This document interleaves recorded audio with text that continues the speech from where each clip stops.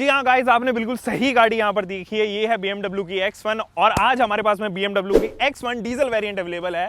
आज हम इसका डिटेल्ड रिव्यू करने वाले हैं और आप BMW की इस कॉम्पैक्ट एंड एंट्री लेवल गाड़ी से क्या क्या एक्सपेक्ट कर सकते हैं मैं आपको यहाँ पर बताने वाला हूँ। लेकिन उससे पहले BMW सीरीज की ये जो गाड़ी है इसकी थोड़ी सी हिस्ट्री के बारे में जरा बात कर लेते हैं, क्या क्या यहाँ पर ऑफर करती है। उससे पहले जरा सा हिस्ट्री जान लेते हैं। 2009 में गाइस ये गाड़ी जो है ना वो यहाँ पर इंट्रोड्यूस की थी इंटरनेशनल मार्केट में और 7 साल इसको इंडियन मार्केट में आते आते लग गए।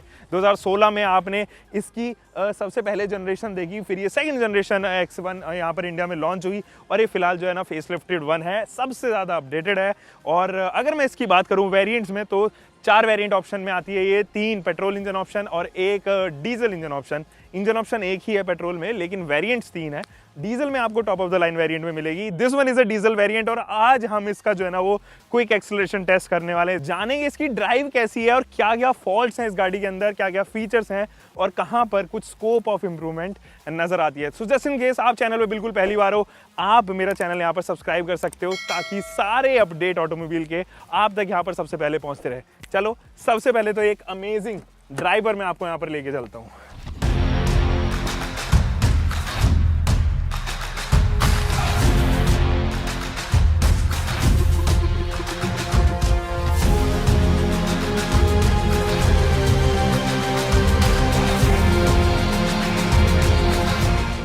तो गाइस हम लोग ड्राइव स्टार्ट करते हैं। जैसे कि मैंने आपको प्रॉमिस किया था कि इसके बाद स्ट्रेट अवे ड्राइव पे लेके चलूंगा और वही ज़्यादा ऑप्शन भी अच्छा रहता है, क्योंकि मैं हमेशा समझता हूँ कि जब भी किसी रिव्यू को बनाया जाता है ना तो जो पहला और इंपॉर्टेंट पार्ट है उसको पहले रखो। अक्सर आप देखते हो रिव्यू में ड्राइव जो है ना लास्ट पार्ट रख देते हैं, बट मुझे लगता है पहले पार्ट रख देना चाहिए ताकि जल्दी से आपको पता चल जाए कि आप क्या चीज़ ढूंढ रहे हो उसकी ड्राइव में। ज़्यादातर लोग ड्राइव ही ढूंढते हैं। Anyway this is the key fob जो BMW X1 की फॉब है और ये आप और भी BMWs में देखोगे। सिल्वर फिनिशिंग इस पर दी गई है। लॉक अनलॉक का जो बटन है वो सबसे ऊपर वाला है। लॉक वाला जो बटन है वो एक्चुअली BMW के लोगो के साथ में है, तो ये देखिए कुछ इस तरीके से। और पीछे जो है ना वो बूट गेट का बटन दिया गया है, तो इसको हम लोग रखते हैं। सबसे पहले इंजन के बारे में बात कर लेते हैं। इंजन जो है वो गाइस मैं यहाँ पर बता देता हूँ कि जो इंजन है वो 2.0 लीटर का डीजल इंजन है और ये जो डीजल इंजन है वो एक्चुअली में आपको मजा आएगा इसको रेव करते टाइम। क्यों मजा आएगा मैं आपको बताता हूँ। ये जो डीजल इंजन है वो काफी रिफाइंड है एक तो, और आपको जब पिक चाहिए होता है ना आपके पास में तब पिक होता है। इनिशियल पिकअप के मामले में हम लोग बता रहा हूँ मैं, इसका जो इनिशियल पिकअप है मुझे काफ़ी शानदार लगा। जब मैं इसको रेव कर रहा था, हार्ड रेव जब एक्चुअली कर रहा था, तब मुझे पता चला कि ये 0 to 100 जो मैं एक्चुअली स्पीड कैलकुलेट कर पाया वो 8.2 सेकेंड्स थी। मैं obviously I am not a professional to do it, लेकिन 7.9 सेकेंड जो है वो कंपनी क्लेम्ड फिगर्स हैं जो कि क्वाइट क्लोज हैं जो मैं अचीव कर पाया उनके। टर्निंग रेडियस इसका सही है, आपको कभी भी कॉम्प्लेक्स जगहों में इस SUV को निकालने में मशक्कत बिल्कुल नहीं करनी पड़ेगी। तो आप अगर ऐसी प्रीमियम SUV कंसिडर करना चाहते हो जो एक्चुअली ना केवल आपको एक अच्छी फिनिश दे, अच्छे टेक की हो, उससे टेक से भी हो, टेक फीचर्स जो हैं उसके अंदर काफ़ी सारे हों, साथ ही साथ आपको एक ऐसी भी SUV चाहिए जो भैया day to day running life में आपको प्रॉब्लमेटिक ना हो, अच्छा खासा आपको माइलेज यहाँ पर दे दे निकाल के, और साथ ही साथ कॉम्प्लेक्स जगहों पे मार्केट अगर आपको करनी है तो शॉपिंग करते टाइम जो है ना आपको समस्या ना हो, तो उसके लिए उस लिहाज से कोई प्रॉब्लम नहीं है। मैं वैसे इसके इंजन के बारे में बात कर रहा था, फ्लो में न जाने कहाँ बह गया। अब इंजन के बारे में ज़रा बात कर लेते हैं। ये इंजन मुझे काफ़ी पसंद आया और इस इंजन की परफॉर्मेंस मैं काफ़ी खुश हूँ। और 2.0 लीटर का जो इंजन है वो 192 PS का पावर जनरेट करता है, 400 न्यूटन मीटर का टॉर्क है, अमेजिंग टॉर्क। और वो जो टॉर्क है ना वो एक्चुअली आपको फील होगा। कैसे फील होगा मैं आपको रेव करके दिखाता हूँ। तो ये जो साउंड है, ये जो एक्चुअली आपको एग्जॉस्ट नोट जो आपको नजर आएगी वो काफी अमेजिंग है। ना केवल आपके कान उसको सुनने के बाद में कहेंगे कि चलो और रेव करते हैं और रेव करते हैं और रेव करते हैं, बट आपका जो पंजा है जिसको हम लोग एक्सीलरेटर पेडल पे रखते हैं वो आपको कहेगा और थ्रॉटल देते हैं, थ्रॉटल इनपुट और ज़्यादा क्रिएट करते हैं। तो मज़ा आता है आपको इस गाड़ी को चलाते टाइम। और स्टेयरिंग का जो फीडबैक है सुपर्ब, चुम्मेश्वरी परफॉर्मेंस बाय स्टेयरिंग कॉलम है। तो जो स्टेयरिंग है वो एक्चुअली आप देखोगे कि अलग अलग मोड्स पे, जैसे कि आप sport mode, eco mode, comfort mode, 2-3 modes यहाँ पर आते हैं, उनको अगर आप चेंज करोगे, फॉर एग्जांपल मैं अगर यहाँ पे कंफर्ट मोड पे डाल देता हूँ, that is the most exact case जो हमें अभी चलानी चाहिए, क्योंकि मैं अभी सिटी में ड्राइव कर रहा हूँ तो उस हिसाब से कंफर्ट मोड इज़ बेस्ट। तो जैसे ही मैं कंफर्ट मोड पे डाल रहा हूँ तो ये जो स्टेयरिंग है उसमें लाइट वेटेड ये काफ़ी हो गया, यानी कि उसकी जो सेंसिटिविटी है वो बढ़ गई है।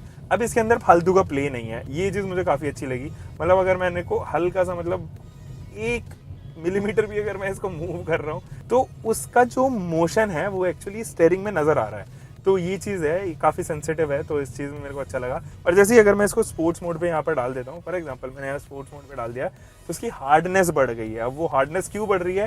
क्योंकि स्पोर्ट्स मोड में आपको स्टेयरिंग कॉलम्स हमेशा हार्ड ही चाहिए होते हैं। आप नहीं चाहते कि हाई स्पीड पर वो सेंसिटिव हो जाए और हल्के से ही मोशन में जो है ना वो कुछ ज़्यादा मोशन दे दे, कुछ ज़्यादा ओवर स्टेयरिंग ना हो जाए, कहने का मतलब ये है। और ऐसा भी इसका वेट नहीं है कि ये जो है ना कंफर्ट मोड पे इतना ज़्यादा लेट हो जाए कि अंडर स्टेयर कर जाए, ऐसा नहीं है। दोनों ही जो है ना वो काफ़ी सेंसिटिव और अच्छी तरीके से बैलेंस किए गए हैं, तो ये चीज़ मुझे अच्छा लगा स्टेयरिंग में। बाकी तो कोई प्रॉब्लम नहीं है, इसके एर्गोनॉमिक्स वगैरह बटन्स वगैरह सब मेरे हाथ के आसपास ही हैं। तो मेरी 5 फुट 10 इंच हाइट है, उस हिसाब से जो भी मेरी आर्म लेंथ बैठती है उस हिसाब से ये सारी चीज़ें जो है ना वो एग्जैक्ट पोजिशन पे माउंटेड है। 3 मोड यहाँ पर आपकी इन्फॉर्मेशन के लिए मैंने बता दिए थे, sports, comfort and eco mode. इन तीनों ही मोड में आपको परफॉर्मेंस में भी अंतर नजर आएगा अच्छा खासा। अब इस इंजन के एनवीएच के बारे में जरा बात कर लेते हैं। जब ये एनवीएच के बारे में बात होती है तो ये जो डीजल इंजन है काफ़ी रिफाइंड है। मतलब इसमें वाइब्रेशंस ऑब्वियसली केवल इंजन बे तक ही रह जाते हैं, वो अंदर तक वाइब्रेशन बिल्कुल नहीं आते, ना हार्शनेस, ना नॉइज़, ना वाइब्रेशन, कुछ भी नहीं है इसके अंदर। वो चीज़ मुझे काफ़ी अच्छी लगी और मेरे हिसाब से होना भी यही चाहिए जब आप एक डीजल इंजन को बनाते हो। ऑब्वियसली जब वो कंबशन होता है उस फ्यूल का तो कार्बन कंटेंट ज़्यादा होते हैं और इनफैक्ट उसकी एनर्जी, जिसको हम वॉल्यूमेट्रिक एफिशिएंसी भी कहते हैं, वो बहुत ज़्यादा होती है। इस वजह से डीजल इंजन ज़्यादा नॉइज़ भी करते हैं, उनमें वाइब्रेशन भी ज़्यादा होती है। बट यहाँ पे सीन थोड़ा अलग है, आपको ये कहीं ना कहीं मतलब फील कराएगा कि हाँ ये पेट्रोल जैसा ही रिफाइंड है। एक ज़रूर मैं यहाँ पर चीज़ ऐड ऑन करना चाहता हूँ, वो है फ्रंट व्हील ड्राइव होना। मुझे उम्मीद थी कि कहीं ना कहीं एक रियर व्हील ड्राइव या ऑल व्हील ड्राइव ऑप्शन भी इसमें आना चाहिए था, जिसकी उम्मीद शायद अभी हम लोग BMW से लगा सकते हैं कि वो आने वाले टाइम में एक ऑल व्हील ड्राइव ऑप्शन इसमें X1 में लेके आ जाए। जो पुराने वाली जनरेशन X1 थी उसके अंदर actually all wheel drive option आता था। इनफैक्ट अब वो अगर ऑल व्हील ड्राइव ऑप्शन अगर आपको नहीं भी खरीदना तब भी आप यहाँ पर जो है ना वो एक क्या कहते हैं उसको, एक रियर व्हील ड्राइव ऑप्शन के साथ में आता है। तो ये चीज़ मुझे कहीं ना कहीं उम्मीद है कि BMW अगर अगले वाले अपडेट में एक ऑल व्हील ड्राइव ऑप्शन इसके अंदर लेके आ जाए तो मज़ा आ जाएगा। अब ज़रा जब एनवीएच की बात उठी थी तो टायर नॉइज़ और विंड नॉइज़ की भी बात होनी चाहिए थी। देखो जब tyre noise and wind noise दोनों की यहाँ पर बात होती है तो हम लोग ये जानते हैं अच्छे से कि जब हाइयर स्पीड्स होती हैं तो तकरीबन 100 के ऊपर अगर आप जाते हो तो कहीं ना कहीं वो रबर की जो नॉइज़ है, टायर की रबर की जो फ्रिक्शन की वजह से जनरेट होती है वो यहाँ अंदर आती है और वो यहाँ पर भी एप्लीकेबल है। जैसे कि मैं 100 के ऊपर अगर लेके जा रहा हूँ तो 100 के ऊपर ले जाने के बाद में वो कहीं ना कहीं हल्की सी आवाज़ जो है ना वो अंदर रहती है, which is acceptable in any of the case, चाहे वो पेट्रोल हो, चाहे डीजल हो, चाहे कोई भी कार हो, वो एक्सेप्टेबल है। लेकिन रोड नॉइज़ बिल्कुल भी नहीं है। ऐसा नहीं है कि विंड को काटते हुए गाड़ी की आवाज़ जो है ना वो अंदर आती है। इंसुलेशन हो, पैडिंग हो या जो भी चीज़ आप इसको कहना चाहते हो, एनवीएच बेसिकली काफ़ी कंट्रोल्ड है and hands down to the work done by BMW engineers. अब गाइस ज़रा बात कर लेते हैं राइड एंड क्वालिटी की। राइड क्वालिटी में या ड्राइव क्वालिटी में क्या 2 पैरामीटर्स यहाँ पर रखने चाहिए, वो है हैंडलिंग, वो है stability, body roll. Body roll इसके अंदर मुझे तो ना के बराबर लग रही है, मोनोकॉक जैसी, आपको वैसे भी ज़रूरत नहीं पड़ती है। तो एक चीज़ और है कि जब आप हैंडलिंग के बारे में बात करते हैं तो और बात करते हैं यहाँ पर स्टेबिलिटी के बारे में, तो आप इसको 100, 150, इवन 170 तक भी अगर आप रेव करोगे, मैंने करके देखिए, तो कोई समस्या नहीं है, बहुत स्टेबल है एकदम। ग्रिप जो है ना वो बनी रहती है। वाइड टायर जो 225 सेक्शन के हैं वो बहुत अच्छी ग्रिप इसको देते हैं इस गाड़ी को, जो कि एट द एंड आपको एक बेहतरीन स्टेबिलिटी देते हैं गाड़ी के अंदर। ज़रा सा भी अगर पॉट होल्स मान लो कि 120-130 किलोमीटर के आसपास पॉट होल इसके अंदर आ गए तो वो ईजिली कवर कर लेगी। स्टेबल है गाड़ी, कोई समस्या नहीं है। इसी वजह से, और क्यों ऐसा है, क्योंकि इसके जो सस्पेंशन है वो बहुत ही ग्रेटली मतलब ट्यून्ड है और कोई भी पॉट होल की नॉइज़ अंदर तक नहीं आती है। बहुत अच्छे से जो है ना वो हैंडल कर लेते हैं उसको, तो वो चीज़ मुझे अच्छी लगी। और ये जो टायर का ऑब्वियसली कहीं ना कहीं इसका लेन देन रहता है। जब आपके पास में थोड़े ब्रॉड टायर होते हैं तो पॉट होल्स ईजिली कवर कर पाती है गाड़ी। जब आपके पास में थिनर टायर होते हैं तो ऑब्वियसली कहीं ना कहीं सस्पेंशन को वो बियर करना पड़ता है। बट एक बहुत ही बेहतरीन एमेलगम है वो, टायर एंड सस्पेंशन की जो मूवमेंट होती है उसके अंदर का बहुत ही अच्छा एक एमेलगम ज़रूर दिया गया है। तो बैलेंस है सस्पेंशन, कोई उसमें मशक्क़त मुझे तो नहीं लगा। तो आप अगर चल रहे हो हाइयर स्पीड्स पे, गाड़ी बिल्कुल ग्रिप बना के, जिसको कहते हैं देसी लैंग्वेज में कि दब के चल रही है, वो यहाँ पर कहीं ना कहीं जो है ना आपको नजर आने वाला है इस गाड़ी के साथ। वेट डिस्ट्रीब्यूशन कहीं ना कहीं गाड़ियों का जरूर इसके ऊपर भी डिपेंड होता है। जब आप वेट डिस्ट्रीब्यूट करोगे इक्वली तो सेंटर ऑफ ग्रेविटी कहीं ना कहीं गाड़ी की मेंटेन रहती है, वो इसके साथ में कोई भी प्रॉब्लम नहीं है। यानी कि wait distribution is one such problem जो एक्चुअली बॉडी रोल की समस्या लेके आता है और कहीं ना कहीं जो है ना वो स्टेबिलिटी में प्रॉब्लम करता है। हैंडलिंग में जब आप ब्रेक करते हो, डीप पैनिक ब्रेकिंग करते हो, तो वेट डिस्ट्रीब्यूशन होना एग्जैक्ट प्रोपोर्शन पे कि भैया कौन से पार्ट में ज़्यादा वेट है, कौन से में कम रखना है, वो यहाँ पर इस गाड़ी में जो है ना वो एक्यूरेटली डिज़ाइन किया गया and I am very satisfied with that also. अब जब इस गाड़ी की रोड प्रेजेंस की बात आती है तो obviously it is a compact SUV और 4.4 मीटर की जो ये एसयूवी है वो कहीं ना कहीं आपको लगेगी कि हाँ थोड़ी सी छोटी कहीं ना कहीं डायमेंशन से रह गई है। तो रोड प्रेजेंस उस मामले में डिक्रीज ज़रूर होती है, डायमेंशंस के मामले में। बट हाँ ये ज़रूर है कि जिस हिसाब का BMW डिज़ाइन देती है वो रोड प्रेजेंस लेट है मेरे ख्याल में। और फ्रंट का आप डिज़ाइन देखो, वो जो सर्कुलर स्पेक्टिकल शेप्ड आपको DRLs मिलते हैं, वो ऑब्वियसली आपकी गाड़ी की जो प्रेजेंस है वो कहीं ना कहीं भले ही छोटी डायमेंशंस क्यों ना हो बट कहीं ना कहीं उभार के रखते हैं आपकी गाड़ी को। अब जरा बात कर लेते हैं ट्रांसमिशन की। ये ट्रांसमिशन अमेजिंग ट्रांसमिशन है, मतलब डाउन शिफ्ट और अप शिफ्ट पता भी नहीं चलेंगे आपको कहाँ हो रहे हैं। Amazing job done by engineers on the transmission part. Hats off to the person जिसने एक्चुअली इसकी R&D करी है। तो मुझे तो मज़ा आ गया, मतलब मुझे ये देखो,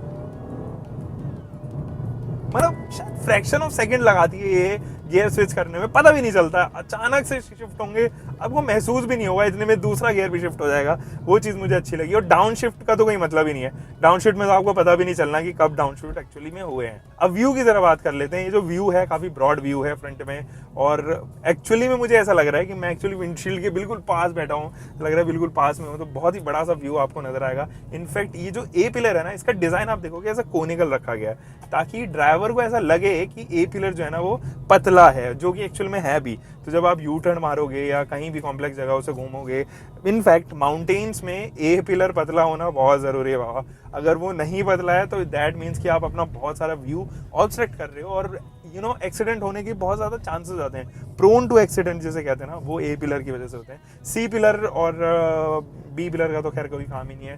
तो यहाँ पर ब्लाइंड स्पॉट क्रिएट तो हर एक गाड़ी में होते हैं, यहाँ पर भी ऑब्वियसली बट नेचुरल है। लेकिन सी पिलर जो है ना वो रखे तो ब्रॉड गए हैं, जैसे कि आप अक्सर सी पिलर को ब्रॉड ही देखते हो, ये इतने बड़े बड़े जो है ना वो सी पिलर रहते हैं। बट हाँ वो कहीं ना कहीं मेरा व्यू तो कुछ ज़्यादा ऐसा कुछ खास ऑब्स्ट्रक्ट कर नहीं रहे। उनके डिज़ाइन का जो पैनल है वो ठीक है, काफ़ी मुझे लग रहा है कि एडिक्वेट अमाउंट ऑफ व्यू मुझे पीछे का भी मिल जा रहा है। ORVM ज़रूर मुझे लगा कि हल्का सा उनका जो कर्व सरफेस एरिया वो थोड़ा सा बढ़ा होना चाहिए था। बाकी तो ORVM के डिज़ाइन को लेके या उसके व्यू को लेके कोई भी ऐसा वो नहीं है। ज़्यादातर कोशिश यही की गई है कि ये अपने ORVM का जो डिज़ाइन है वो इस तरीके का बनाया गया है कि ज़्यादा से ज़्यादा व्यू एक्चुअली वो कैप्चर कर सके। और मज़े की बात ये जो ORVM है वो आपको डे नाइट ऑटो ORVM मिलते हैं, यानी ये रात में ये अपनी डार्कनेस और भी ज़्यादा बढ़ा देंगे ताकि पीछे के जो लोग हैं वो आपको हाई बीम से परेशान ना कर सके। Same is with the IRVM, तो ये चीज़ ज़रूर यहाँ पर ऐड ऑन की गई है। ABC पैडल्स, हालांकि C तो है ही नहीं इसमें क्योंकि ऑटोमेटिक ट्रांसमिशन है। C की जगह एक बड़ा सा फुट रेस्ट दिया गया है और वो काफ़ी बड़ा है। अगर आपका पैर का साइज़ जो है वो 12 इंची या उससे भी बड़ा है ना, यानी कि खली के पैर का भी अगर साइज़ है तो भी आप बहुत कंफर्टेबली अपना पैर जो है ना यहाँ पे रेस्ट कर पाओगे। ब्रेक पेडल जो है वो काफ़ी ब्रॉड सा है। एक्सीलरेटर पेडल आपको काफ़ी अच्छा दिया गया है, उनमें डिस्टेंस भी एक्चुअली काफ़ी ज़्यादा है तो आपका पैर इधर उधर स्ट्राइक एक्चुअल में नहीं होता। हॉर्न ज़रूर मैं आपको दिखाना चाहता हूँ। तो हॉर्न की जो पिच है वो मुझे काफ़ी अच्छी लगी और ये जो पिच है मैं आपको सुनाता हूँ।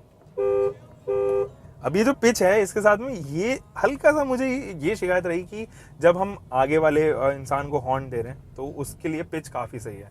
बट वो जो हॉर्न है वो मुझे लग रहा है कि काफ़ी क्लोज टू डैशबोर्ड रखा गया है, जिस वजह से उसकी आवाज़ अंदर तक भी ट्रेवल करती है। ये देखो, ये थोड़ा सा मुझे लगा कि कहीं ना कहीं यहाँ पर NVH कंट्रोल हो जा सकते थे। हॉर्न की जो पिच है वो लिटरली काफ़ी अच्छी है। इनफैक्ट जो साउंड क्वालिटी है उसकी वो भी मुझे काफ़ी सही लगी। तो इस हिसाब से आगे वाले को तो कोई प्रॉब्लम नहीं होगी, लेकिन अंदर जो बैठा है उसको थोड़ा ये पिंच कर सकती है। तो गाइज ये तो थी अच्छी सी ड्राइव रिव्यू। बाकी 2-4 चीज़ें और हम बता देते हैं, जैसे कि जब मैं इस स्टीयरिंग व्हील को यूज़ करता हूँ तो कहीं ना कहीं ये जो रीच वाला सेक्शन है, तो ये देखो जैसे कि मैं ये रीच वाला सेक्शन है तो इसको मैं मिड वे भी सेट कर सकता हूँ। मान लो कि मैंने यहाँ पे सेट कर दिया तो ये यहाँ पर भी सेट हो जाएगा। अक्सर आप देखते हो कि ज़्यादातर बजटेड कार्स में आप ये ज़्यादातर देखोगे कि 2 या 3 ही डेड एंड होते हैं, एक ये हो गया, एक बीच में हो गया, लेकिन यहाँ पे मैं कहीं भी अपने हिसाब से जो है ना उसको सेट कर सकता हूँ। एंड ये रैक एंड रीच दोनों में आते हैं, तो दैट इज़ नाइस। ऑटोमेटिक आपको वाइपर्स मिलते हैं, ऑटो सेंसिंग वाइपर और ऑटो सेंसिंग हेडलैम्प्स या ऑटो हेडलाइट्स आपको यहाँ दोनों ही आपको यहाँ पर जो है ना वो मिलते हैं। तो फैसिलिटी तो बहुत सारी दी गई है, इनफैक्ट सेफ्टी फीचर्स इस गाड़ी के अंदर भर भर के रखी गई हैं, जिनके बारे में एक्चुअली आप ब्रोशर में डिस्कस कर सकते हो। ये वीडियो उन लोगों के लिए स्पेशली है जिनको पॉइंट चाहिए, जिनको ये सारी चीज़ चाहिए एक रिव्यू में, जो अक्सर लोग जो है ना वो मिस आउट कर देते हैं। सो यस, ये तो था ड्राइव पार्ट। अब बाकी का जो पार्ट है वो हम लोग आगे चलते हैं और चेकआउट करते हैं। सो गाइस, उम्मीद है कि आपको ये ड्राइव रिव्यू पसंद आया होगा, लेकिन उसके बाद हम लोग जो है ना वो स्ट्रेट अवे एक्सटीरियर डिज़ाइन के बारे में बताने वाले हैं।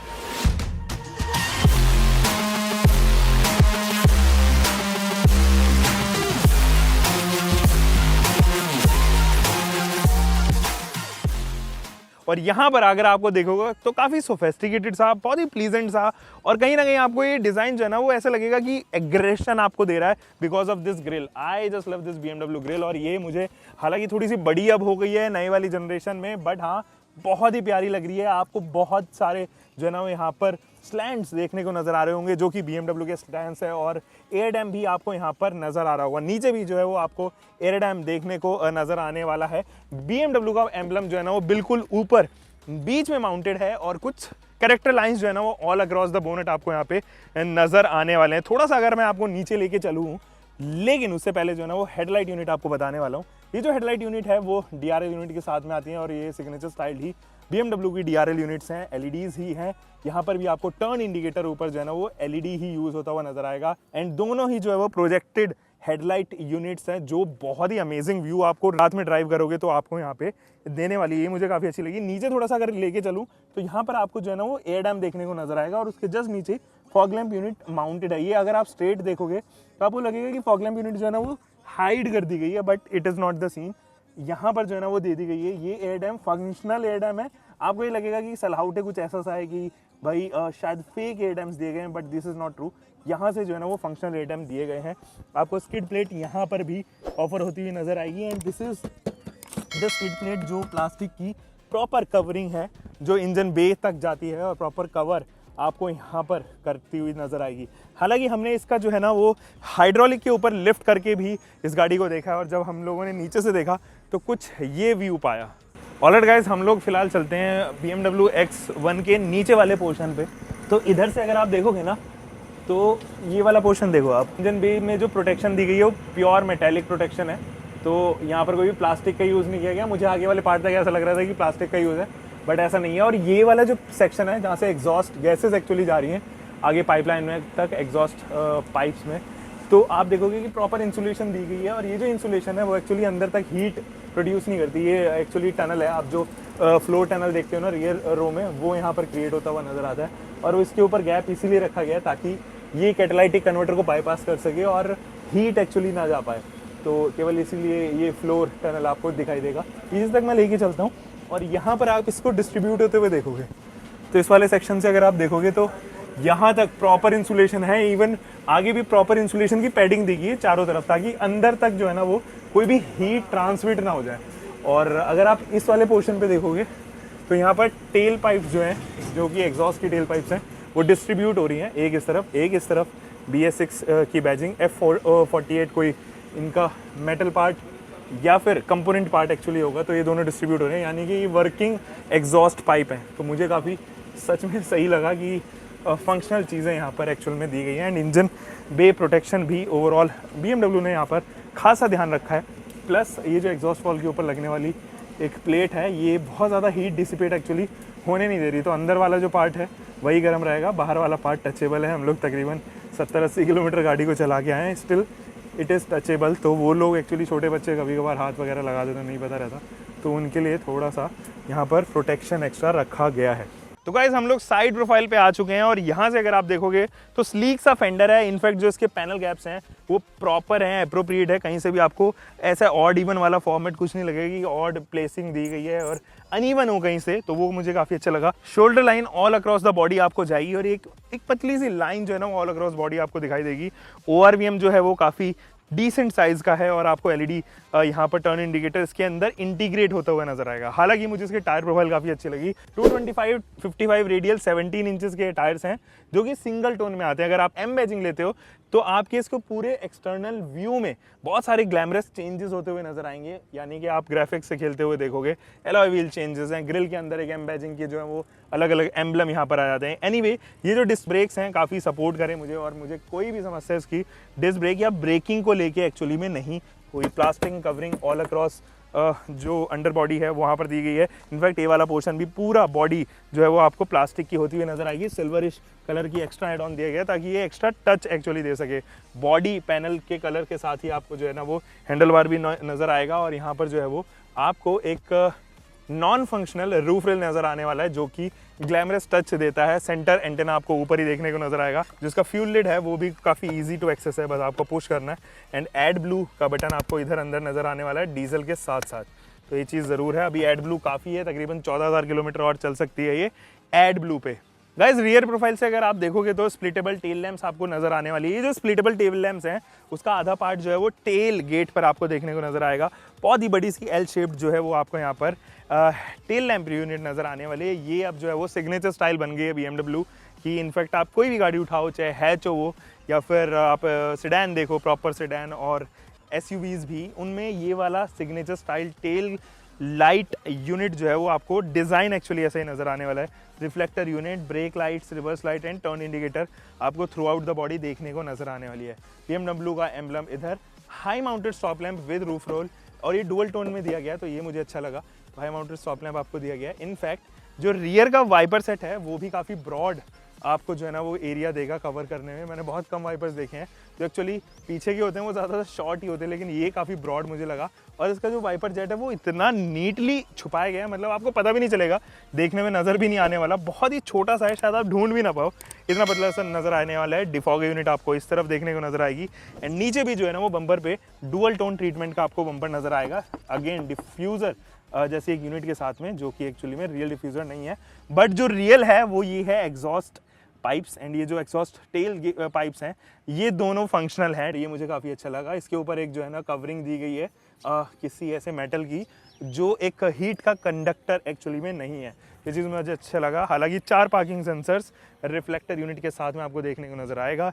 X1 की बैजिंग बड़ी बड़ी इधर, एंड एक S ड्राइव की बैजिंग जो कि 20D को सिग्निफाई करता है वो आपको इधर देखने को नजर आने वाली है। गाइज, अब जरा बूट स्पेस के बारे में बात कर लेते हैं। मुझे इसका बूट काफ़ी पसंद आया है, एंड लिटरली ये अपने सेगमेंट में आई बिलीव सबसे ज़्यादा है। 505 लीटर का बूट स्पेस आपको ऑफर करता है पार्सल ट्रे के साथ में। यहाँ पर भी आपको जो है ना वो आपको रिफ्लेक्टर ट्रायंगल देखने को नजर आएगी। इनफैक्ट ये स्पेसिंग इतनी ज़्यादा दी गई है कि आप इनका यूज़ करके इसको बंद कर सकते हो। हाइड्रोलिक, इलेक्ट्रिकली एडजस्टेबल हाइड्रोलिक्स आपको नहीं मिलते। हाइड्रोलिक है but these are not electrically adjustable, यानी कि आपको अपने आप ये बूट नहीं खिलेगा किसी भी जेस्चर कंट्रोल से, ऐसा कुछ नहीं है। बट हाँ, बहुत ही फ्लैट बॉटम है। इनफैक्ट यहाँ पर भी जो है ना वो मेटल का यूज़ किया गया है ताकि स्क्रैच ना आए। अक्सर आप देखते हो कि जब भी सामान वगैरह आप लेके चलते हो तो प्लास्टिक कवरिंग जो है ना वो अक्सर जो है उनके ऊपर स्क्रैच आ जाता है, जिनको आप यहाँ नहीं देखोगे क्योंकि मेटालिक स्ट्रक्चर यहाँ पर दिया गया है। अगर आप बूट की बात करें तो ये 505 लीटर का बूट काफ़ी मैसिव बूट है, और इसके अंदर बहुत सारा सामान तो हमारा ही पड़ा हुआ है, जैसे कि आप यहाँ पे कैमरा बैग वगैरह, लैपटॉप बैग एंड ट्राइपॉड वगैरह देख रहे हो, और बहुत सारा और सामान इसके अंदर आ सकता है। एक अच्छी चीज़ ये है कि अगर आप इस पार्सल ट्रे को हटा दो, और जैसे कि मैंने ये हटाई तो आप इसको डिटैच कर सकते हो, एंड जैसे ही मैंने डिटैच करी तो आपको एक और पार्सल ट्रे देखने को नज़र आएगी। हालांकि आप इसको भी डिटैच कर सकते हो, तो ये दोनों ही मैं यहाँ से डिटैच कर देता हूँ कि ये जो बूट है वो 40:40:20 के वे में स्प्लिटेबल है, जो अंदर से एक्चुअली एक्सेस की जाती हैं। तो अंदर से भी मैं आपको दिखाऊंगा। फिलहाल इसके इंटीरियर्स गाइस चेकआउट कराता हूँ कि इंटीरियर्स इसके कैसे हैं।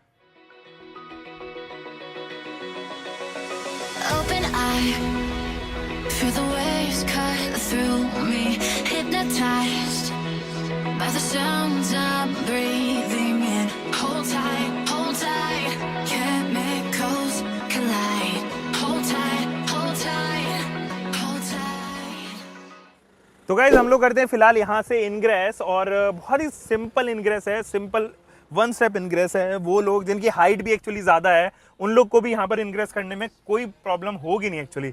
इसका ग्राउंड लेवल जो है ना वो काफ़ी सही है, सेटल्ड है, जहाँ पर आपके एक्सीलरेटर पेडल, ब्रेक पेडल लगे हुए हैं वो सब सेटल्ड हैं। बहुत ही हाइट कम है जिस वजह से इनग्रेस चाहे आप किसी भी एज ग्रुप के हो 70-75 तब भी आप सिंगल स्टेप इनग्रेस आप इजीली इसमें कर सकते हो। अब देखो मज़े की बात ये है कि ये जो स्टेयरिंग है ये काफ़ी फ्रेंडली है, यूज़र फ्रेंडली है, सिंपल सा रखा गया है, बहुत ज़्यादा इसमें तामझाम एक्चुअली में नहीं है। हालांकि ये जो जॉयस्टिक है वो मुझे काफ़ी पसंद आई, क्यों?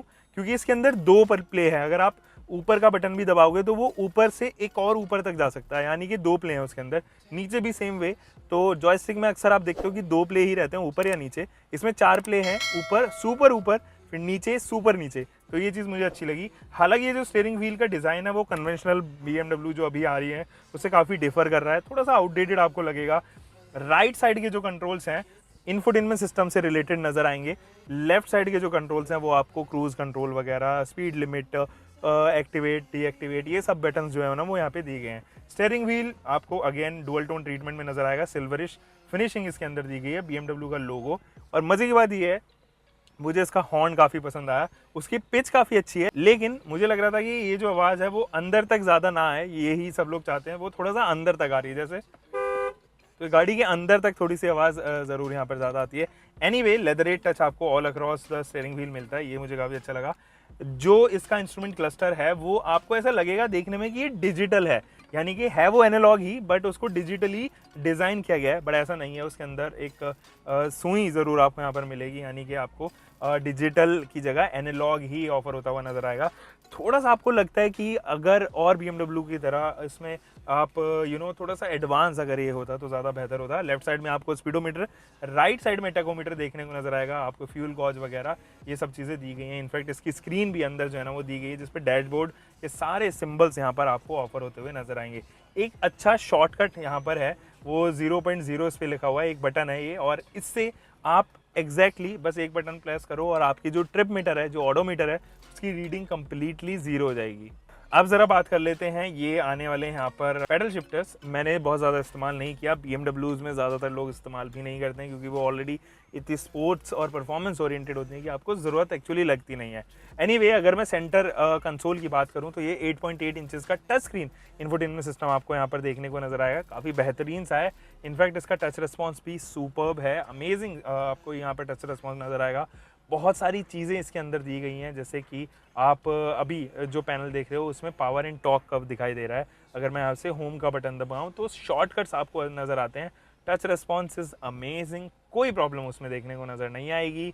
इनफैक्ट आप अगर देखोगे, जैसे कि मैं यहाँ पर नेविगेशन ऑन कर लेता हूँ तो काफ़ी इन डेप्थ नेविगेशन है और आप कुछ शॉर्टकट्स भी यहाँ पर बना सकते हो, उनकी प्लेस भी जो है ना वो इधर से उधर डिसाइड कर सकते हो। कुछ और चीज़ें मैं यहाँ पर बता देता हूँ, जैसे कि आप अगर देखो तो मैं माई व्हीकल पे अगर कर लेता हूँ तो आई ड्राइव की setting, driver profile, vehicle status, technology in action जैसे कि मैंने किया तो स्पोर्ट्स डिस्प्ले जो है ना वो यहाँ पर एक्टिवेटेड है। ड्राइविंग स्टाइल डायनामिक्स के भी आपको यहाँ पर बहुत सारे पैनल्स देखने को नजर आएंगे, एफिशिएंट डायनामिक्स, बहुत सारे कंट्रोल्स हैं। तो आप अगर चाहें तो तकरीबन एक दिन लगा सकते हो उसकी सेटिंग्स जानने में। आप एम्बिएंट लाइटिंग के अलग अलग कलर्स जो हैं वो यहाँ पे चेंज करना चाहते हो वो भी चेंज हो जाते हैं, तो वो चीज़ें जो है ना वो अमेजिंग है। यहाँ पर अगर आप देखोगे तो एक वुडन फिनिशिंग दी गई है और ये वाला जो सेंटर कंसोल है वो मेरे तरफ झुका हुआ है, यानी कि ड्राइवर साइड थोड़ा सा फोकस्ड है, जिस वजह से मेरे एर्गोनॉमिक्स बहुत ईजी हो जाते हैं, ईजी टू यूज़ हो जाते हैं। हालांकि जितने भी बटन्स हैं वो काफ़ी ईजिली माउंटेड हैं, जिस वजह से मेरे हाथ एक्चुअली में आ जाते हैं। तो यहाँ पर अगर आप ये वाला पैनल देखोगे तो ये इंफोटेनमेंट सिस्टम से रिलेटेड कंट्रोल्स, यहाँ पर देखोगे तो ऑटोमेटिक 2 जोन आपको यहाँ पर जो है ना वो क्लाइमेट कंट्रोल मिल जाता है। आप इसको सिंक भी कर सकते हो, अगर मैंने सिंक का बटन दबाया तो ये दोनों की ही जो सेटिंग है वो एक साथ हो जाएगी, यानी कि जो ड्राइवर की सेटिंग है वही को ड्राइवर की सेटिंग भी हो जाएगी।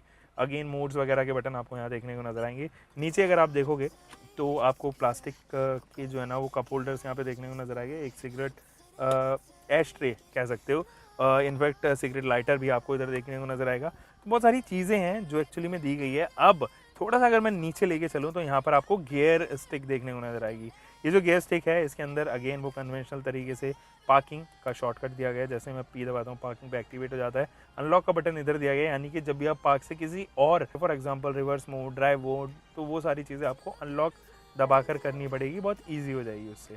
ठीक है। अगेन अगर आपको स्पोर्ट्स मोड पे डालना है तो ये ड्राइव मोड पे डाल के लेफ्ट साइड स्विच कर लो, तब आप पैडल शिफ्टर्स को जो है वो यहाँ पे एक्सेस कर पाओगे। अब एक स्टिक यहाँ पर भी दी गई है जो काइंड ऑफ जॉयस्टिक है, इसके अंदर सर्कुलर मोशन भी है एंड आप इसको ट्रैक भी कर सकते हो, जो कि जॉयस्टिक का काम करती है। ये एक्चुअल में शॉर्टकट्स हैं उन्हीं बटन के जो आप यहाँ पर इंफोटेनमेंट सिस्टम पे यूज़ होते हुए देखोगे। आप इनका इस्तेमाल यहाँ से भी एक्सेस कर सकते हो। आप नहीं चाह रहे हो कि आप अभी ड्राइव कर रहे हो तो आप चाह रहे हो कि आपका ध्यान ना भटके, तो आप यहाँ से एक्चुअली जेस्चर कंट्रोल इनको कर सकते हो। इलेक्ट्रिक पार्किंग ब्रेक, अगेन आपको यहाँ पर एक मज़े की चीज़ ये कि जो इसका आर्म रेस्ट है उनको आप पोजीशन कर सकते हो। फॉर एग्जांपल मैंने यहाँ पर अगर लॉक कर दिया तो ये भी यहीं पे रहेगा, अगर आपको थोड़ा और ऊपर लॉक करना है तो ये ऊपर लॉक हो गया। और इसके अंदर अगर आप देखोगे तो पहले मैं ऊपर कर लेता हूँ, यहाँ पर आपको एक 12 वोल्ट का डीसी सप्लाई ऑफर होता हुआ नजर आएगा एंड एक और जो है ना वो यूएसबी पोर्ट दी गई है। ये सिंगल यूएसबी पोर्ट है जो आगे आप यूज़ कर सकते हो। इसको मैं बंद कर देता हूँ और यहाँ पर आपको एक और चीज़ दिखाता हूँ। यहाँ पर भी आप अपना सामान वगैरह जो है ना वो स्टोर कर सकते हो। ये मुझे काफ़ी अच्छी लगी। अब ज़रा बात कर लेते हैं सन वाइजर्स वगैरह और ऊपर वाले पैनल्स की। यहाँ पर अगर आप देखोगे तो सनवाइजर दिया गया है, जैसे ही आप इसको खोलोगे तो लाइट भी एक्टिवेट हो जाती है। फिनिशिंग काफ़ी अच्छी है, मटेरियल की क्वालिटी बहुत सही है, उसमें कोई भी शिकायत ऐसा नहीं है। माइक इधर एंड मज़े की बात यह है कि एक ग्रैब हैंडल ड्राइवर साइड भी दिया गया है, जो कि मुझे बहुत सारी गाड़ियों में मिसिंग नज़र आता है। अब ये जो IRVM है ये आपको ऑटोमेटिक IRVM मिलेगा डे नाइट के साथ में, एंड यही नहीं ORVM भी आपको ऑटो डिमिंग ही नज़र आएगा डे नाइट के साथ में। तो जब भी आप ORVM को भी कंट्रोल करना चाहो तो वो ऑटोमेटिकली एडजस्ट हो जाएगा। मुझे इसके IRVM का व्यू काफ़ी अच्छा लगा। इनफैक्ट ये BC पिलर भी दोनों दिखा देता है, जिस वजह से व्यू ज़्यादा आपको ऑब्स्ट्रक्ट नहीं होता है। अब यहाँ पर अगर मैं बात करूँ तो ये जो लाइट्स हैं वो आपको हैलोजन येलो लाइट ही देखने को नज़र आएंगी, मुझे तो एटलीस्ट यही लग रहा है। I believe these are yellow lights only. तो इनके इंडिविजुअल कंट्रोल्स आपको दिए गए हैं एंड ये पैनोरामिक सनरूफ को खोलने के लिए आपको यहाँ पर जगह दी गई है, तो आप इसके कंट्रोल से पैनोरामिक सनरूफ को एक्चुअली एक्सेस कर सकते हो। इधर वाला सनवाइज़र जो है वो भी सेम वे एक्सेस होता है। इनके अंदर एक्चुअली एक्सटेंशन नहीं है, तो वो मुझे उम्मीद थी कि हल्की बहुत एक्सटेंशन अगर आ जाती तो ज़्यादा बेटर था। अब थोड़ा सा बात कर लेते हैं ग्लव बॉक्स के बारे में। So here is the glove box. ये देखिए कुछ इस तरीके का और बहुत ही अच्छी स्मूथ फिनिश यहाँ पर दी गई है, ये मुझे अच्छी लगी। आप इधर देखोगे तो यहाँ पर जो है ना वो स्पेस दी गई है जो कि कूल्ड ग्लव बॉक्स है। डेप्थ उसके अंदर ज़्यादा है, लेकिन बहुत ज़्यादा सामान आप एक्चुअली स्टोर नहीं कर सकते उसमें। तो छोटी मोटी चीज़ें जो आपको रखनी हो अपना वगैरह आप इधर रख सकते हो। इधर अगर मैं बात करूं इस सीट की, तो सीटिंग पोस्चर मुझे काफ़ी अच्छा लग रहा है। 2 मेमोरी फंक्शन के साथ में आता है ये, तो आप इलेक्ट्रिकली इनको एडजस्ट कर सकते हो और आप एडजस्ट जिस भी वे में करना चाहो वहीं पर आप सेट कर दो। तो एक ग्रीन लाइट जो है ना वो इसके मेमोरी फंक्शन में जल जाएगी, जिस वजह से वो अगली बार से ध्यान रखेगा कि यहाँ फर्स्ट या सेकंड में से जो भी आपका है वो उस पर अलाइन कर देगा वो सीटिंग पोस्चर। ये जो सीट्स हैं वो लेदरेट अपहोल्स्ट्री के साथ में आ रही है, अमेजिंग फीलिंग। और कुशन इतना सही है इनका कि आप 600-700 किलोमीटर इना गो बड़े आराम से कर सकते हो, कोई भी शिकायत आपको नहीं आने वाली है। एटलीस्ट कंफर्ट को लेके मुझे हेडरूम भी डिसेंट अमाउंट को मिल जाता है, मुझे कोई प्रॉब्लम हो नहीं रही एक्चुअली। 4-5 उंगलियाँ हैं, काफ़ी अच्छा हेडरूम है, कोई समस्या नहीं है। तो first room is completely nice. अच्छा एक चीज़ और मुझे जो अच्छी लगी वो है ये कि एक मोड और एक्स्ट्रा हो गया है इसके क्लाइमेट कंट्रोल में। जैसे कि अगर मैं चाहता हूँ कि मेरे फेस पे आए, नीचे ना आए, तो आपके पास में एक फेस का ऑप्शन भी आ जाता है, जो कि जिसके AC वेंट्स यहाँ दिए गए हैं। दीज आर नॉट डिफॉगर्स, ये AC वेंट इसके दिए गए हैं। तो जैसे ही मैं इनकी वॉल्यूम ब्लोअर बढ़ाऊँगा, तो ब्लोअर की जैसे ही स्पीड बढ़ाऊँगा तो यहाँ से एग्जैक्ट मेरे फेस पे ही आएंगे। वो चीज़ मुझे काफ़ी अच्छी लगी, जिस वजह से जल्दी से स्वेटिंग अगर मैं फील कर रहा हूँ, स्वेटी फील कर रहा हूँ, तो वो चीज़ नहीं होगी। और डिफॉगर का अगेन ऊपर वाला सेक्शन जो है ना वो यहाँ पे दिया गया है, जो कि डिफॉगर यूनिट से उसको लेके फोकस्ड है। तो जब भी आपका धुंध वगैरह जो है ना वो विंडशील्ड पे आ रही है, तो वो डिफॉगर यूनिट आपके यहाँ पर हेल्प करने वाला है। फिलहाल तो गाइज यहाँ पर इस रो में मुझे तो सारी चीज़ें प्लैंड लग रही है। रियर रो में चलते हैं, वहाँ ज़रा चेकआउट करते हैं। सो गाइज करते हैं यहाँ से इनग्रेस, और काफ़ी इजी इनग्रेस है। मतलब किसी भी एज ग्रुप, अगेन जैसे कि मैंने आपको फ्रंट में बोला था, कोई समस्या नहीं आएगी। काफ़ी ईजिली जो है ना वो एक्चुअली में अंदर बैठ सकते हैं। यहाँ पे नी रूम की बात करें तो अमेजिंग नी room, amazing leg room, even उसमें भी कोई प्रॉब्लम नहीं है। इवन यहाँ पर AC के वेंट्स दिए गए हैं जो कि खुले हुए हैं, आपको नज़र आएंगे, और ये प्लास्टिक के बने हुए हैं। अक्सर आप इसको जो है ना वो मेटालिक पार्ट में देखते हो, बट यहाँ पे आपको प्लास्टिक के नज़र आने वाले हैं। ग्रैब हैंडल आपको इधर एंड कोट हुक के साथ में अच्छा खासा हेडरूम आपको यहाँ पर ऑफर होता हुआ नजर आएगा। Under Thai support is nice and recline angle 2, तो ये दोनों जो है ना वो काफ़ी अच्छे हैं। इनफैक्ट शोल्डर रूम भी प्रिटी डिसेंट है यार, उसमें भी कोई प्रॉब्लम मुझे होती हुई नज़र नहीं आ रही थी। अच्छा, आपको याद है मैं आपको बता रहा था कि how to access the seats, ये 40-20 में स्प्लिट होने वाली सीट्स आप कैसे एक्सेस कर सकते हो। तो यहाँ पर एक्चुअली हुक दिए गए हैं 3, तो तीनों ही सेक्शन के हुक दिए गए हैं। तो मैं ये अपने वाला छोड़ के ये आपको जिस तरीके से इसका बूट जो है ना वो चलती हुई गाड़ी में एक्सेस कर सकते हो, तो आपको उतरना नहीं पड़ेगा और ना ही आपको उतर के फिर बूट एक्सेस करना पड़ेगा। यहाँ से आप इजीली इनको एक्सेस कर सकते हो। एक 3 पॉइंटेड सीट बेल्ट भी बाकी यहाँ पर जो बीच वाला जो पैसेंजर है उसके लिए दी गई है।